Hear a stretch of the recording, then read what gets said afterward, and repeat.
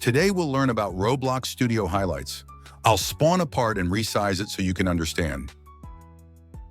In the workspace, find the part and click the small plus symbol beside it. After the Search tab appears, search for Highlight and click on it. These are the properties we'll be working with today.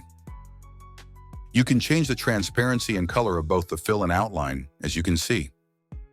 And you can also adjust the color of the outline.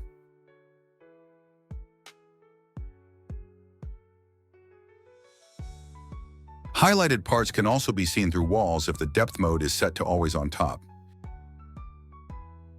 If you change it to occluded, the highlight will only be visible when you look directly at it, without any walls or obstructions in between.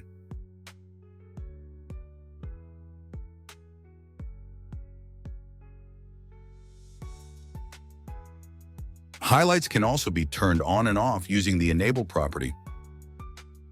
Thanks for watching. Make sure to like and subscribe so you won't miss out on other relevant content.